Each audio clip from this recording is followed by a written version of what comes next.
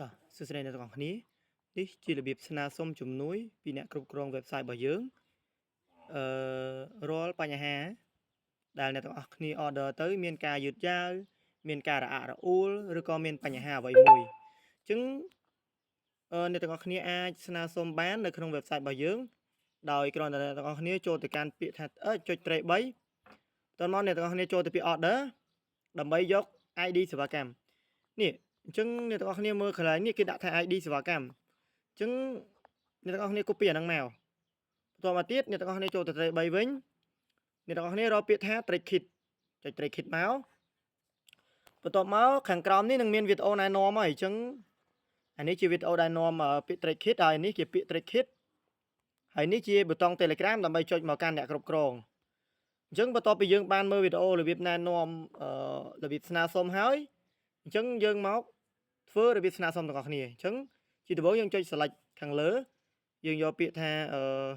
order អញ្ចឹងខាងក្រោមនេះយើងទៅផាស ID របស់យើងចូលបន្ទាប់មកយើងចូលមក copy នេះពាក្យខាងក្រោមនេះឥឡូវយើងចង់ស្នើអីគេយើងចង់ស្នើ speed up ឬក៏ cancel អញ្ចឹងខ្ញុំចង់ស្នើ speed up អញ្ចឹងខ្ញុំ copy ពាក្យថា please speed up my order ID អញ្ចឹងចម្លងមកបន្ទាប់មកអូសឡើងលើវិញបន្ទាប់មកផាសវាចូលទៅបន្ទាប់មក clear បន្តិចបន្ទាប់មកទៀតអ្នកនរគ្នាចុច create អញ្ចឹងការស្នើសុំរបស់យើងនឹងទៅកាន់អ្នកគ្រប់គ្រងហើយអញ្ចឹង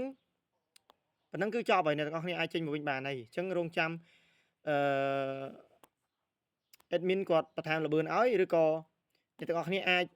អាចឆាតទៅគាត់ផ្ទាល់ក៏បានបើសិនជាស្នើឲ្យអត់មានប្រសិទ្ធភាពណាអញ្ចឹងបើសិនជាស្នើក្នុងករណីថាស្នើអត់មានប្រសិទ្ធភាពអញ្ចឹងអ្នកទាំងអស់គ្នានៅកន្លែង trade kit មិញណាអូខេសំទោសអញ្ចឹង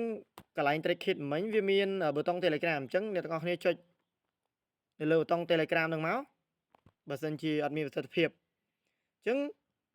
វានឹងនាំអ្នកទាំងអស់គ្នាទៅកាន់ account admin ហើយសំទោសទូរស័ព្ទនេះខ្ញុំអត់មាន Telegram អញ្ចឹងវាអត់ចេញទេបើអ្នកទាំងអស់គ្នាមានវានឹងចេញ account admin ហើយអញ្ចឹងឆាតទៅគាត់ទៅ